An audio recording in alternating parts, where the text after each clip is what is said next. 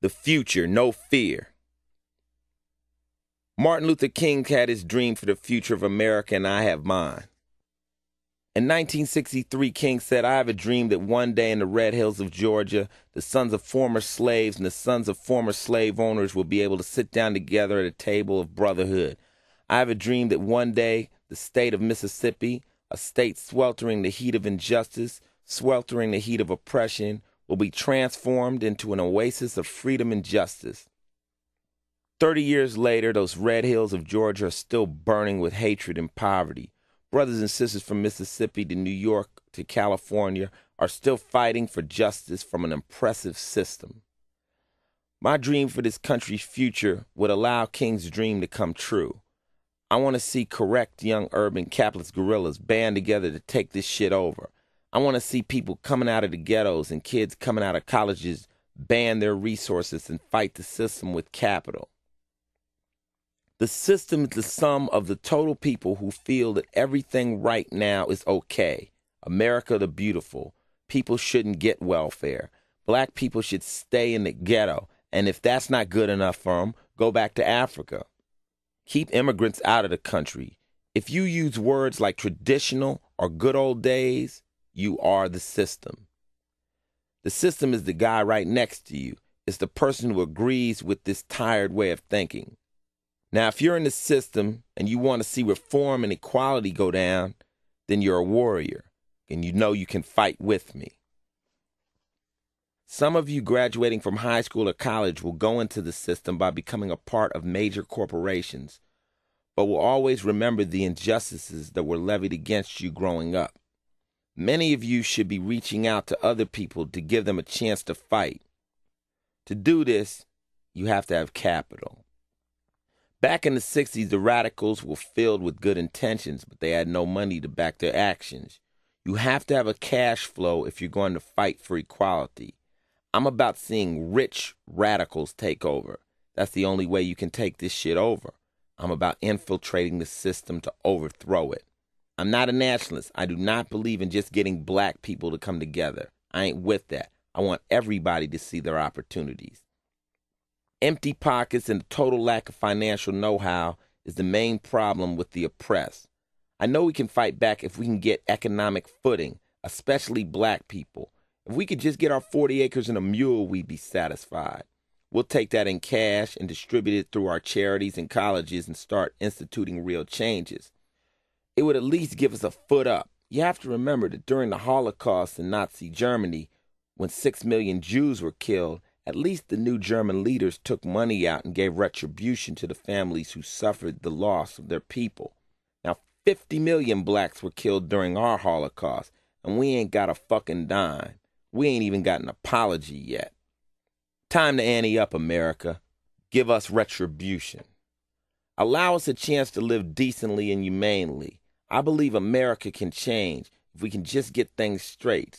That's all we're asking. We shouldn't have to fight for equality, but we will, and we will continue to. Fear keeps many people in this country immobilized. Fear of living, fear of dying. I overcame fear a long time ago, but you have to understand where I am in my life. It took me 34 years to understand that there are 4 stages of life and awareness. At stage 1, you're a child and you don't know anything. You don't know hatred, you don't know racism or fear. Stage 2 kicks in when you're a teenager and you think you know everything. You think you know black and white, right and wrong. You figured everything out. We've all been through that stage where we thought we knew everything and nobody could tell us different. Stage 3 occurs in adulthood when you start to learn that what you were so certain about in your younger years was probably wrong. Because now as an adult, you finally know what's going on in the world.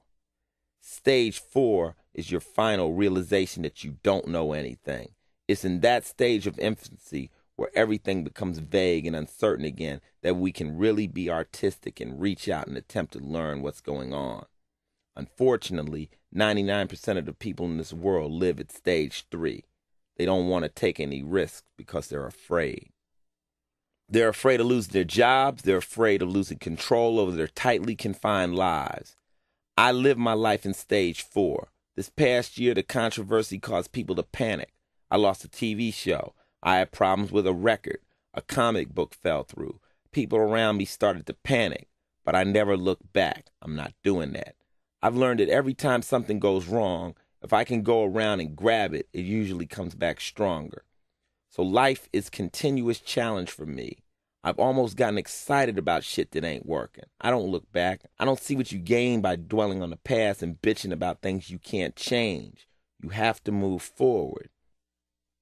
A friend of mine told me once that God should put one eye in the front of your head and one eye in the back so you can see people coming up behind us. I agree to the extent of what he's really saying is that each person has to be prepared to watch his own back. I already got my own back. That's why I don't walk with bodyguards. That's why I don't have security around me. I watch my back with faith. I walk through the projects of L.A. and I never worry about who might come up behind me. When you read Malcolm X, at the very least, I hope you saw the movie. At the end of his life, he didn't want any security guards around him. He chose to walk alone. Do you know why? When you get to a certain level, you realize how diabolical the enemy is. I realize that no matter how many people I got around me, when it's time for me to go, it's coming right between the eyes, and there'll be nothing I can do about it. I'm moving forward. Both of my eyes are aimed directly in the future. I say to myself, okay, cool. I put out my records, and the minute the new record is out of my hands, I'm writing my new album. I'm so far forward that anything that happens to me here won't affect the plans I've made for the future. In order to advance, people have to get their eyes set to the future and stop thinking about the past. If you want to worry about something, worry about those people who are suffering. When I see people with broken spirits or poor people living in the streets, or I see those people who are in agony from disease and addiction, that to me is pain. That's suffering. That's what we need to eliminate. Despite the frustration and anger I vent in my music, I have a great deal of hope for the future. When I meet with kids around the country, they all give me reasons to be optimistic. I spoke at Stanford University this year, and the students continued to ask me questions long after I was finished lecturing. After we left the auditorium, I talked for 2 more hours while the students sat crammed together on the floor of their dorm's lobby. They want to know answers to the questions they can't get from their textbooks and from the media. They wanted to know what they could do to help change society's problems. Spread out on the floor were a Minnesota farm kid, inner city students, and kids from America's suburbs, all picking my brains to see where they could go from here. I told them, isn't it sad that you put me on a pedestal because I tell the truth? I told them that if we all told the truth and communicated with each other, we'd have something to work with. I know firsthand the price you pay for telling the truth. The system can come down on you hard, and you have to be prepared for it. People are uncomfortable with too much truth. The government totally fucked up when they let me know that they were listening to my words. Bush, Clinton, and Quayle blew it when they entered the battle and began condemning my messages. When they started turning the focus of the country on me, they made me realize that I do have power. They let me know that I am somebody who they do feel is a threat. Today I can reach all the way through to them if I want to, whenever I want to. I didn't know that before they spoke up. I didn't know I could say anything the President of the United States would listen to. But now, Tipper Gore's in the White House. I even got a more direct line to them. Anytime I want to say anything to Clinton, I'll just make a record. When you become a public enemy in this country, you gain national access. It's amazing. I could sit at home at night and say, you know what? I feel like being on CNN. One phone call later, there would be a camera crew at my house and I could go on TV. I could do a fucking national address if I wanted to. Ain't that a bitch?